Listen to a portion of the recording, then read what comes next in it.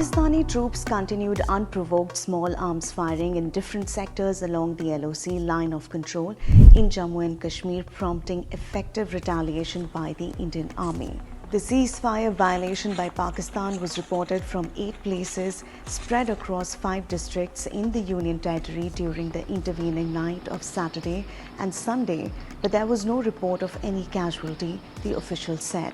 Now, this was the 10th consecutive night of unprovoked firing from across the border in Jammu and Kashmir amid heightened tensions following the April 22nd terror attack in Pahalgam in Jammu and Kashmir that left 26 people, mostly tourists, dead.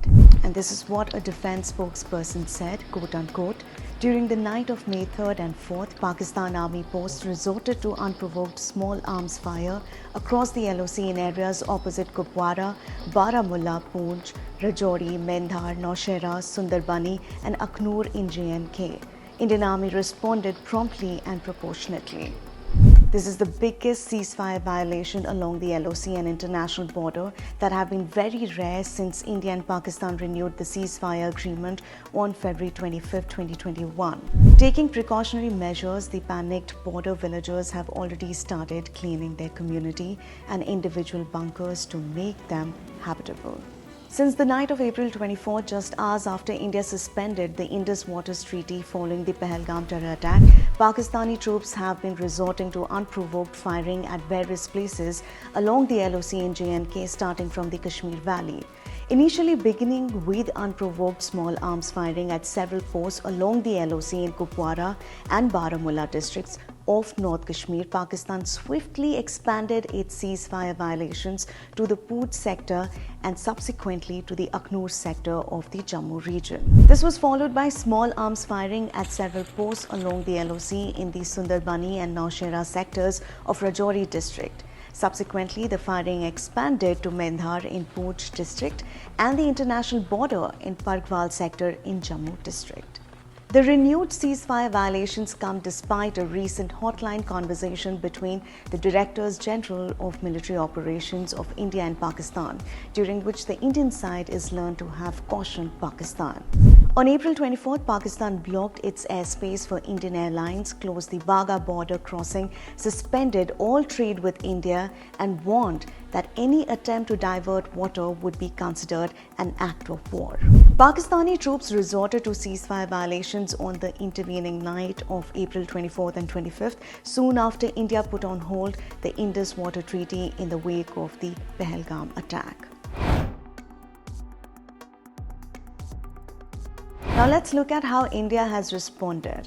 Just 10 days after the deadly terror attack in Pahalgam that killed 26 people, India has stepped up pressure on Pakistan with a new set of tough measures.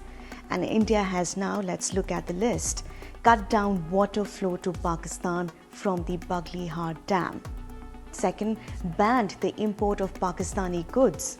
Third, stopped Pakistani ships from docking in Indian ports. And fourth, suspended all mail and parcel services between the two countries. Now, this comes right after Pakistan test-fired a surface-to-surface missile on Saturday, something India strongly condemned. The missile Pakistan tested is called the Abdali weapon system. It can travel up to 450 kilometers and was fired during a military exercise. It's capable of carrying nuclear weapons. Now, India has said that this missile test is a reckless and dangerous move by Pakistan. As part of a bigger plan to pause the Indus Water Treaty, India has lowered the gates of the Baghlihar Dam to reduce water flow to Pakistan's Punjab region, a move described by officials as a short-term punishment.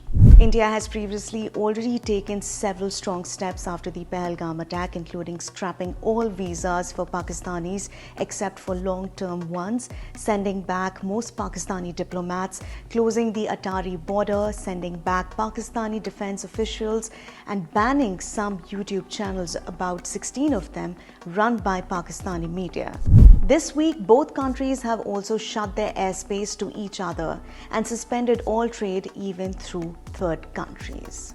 That's all for now. Stay tuned to the Indian Express for continued updates on India-Pakistan. Thank you so much for watching.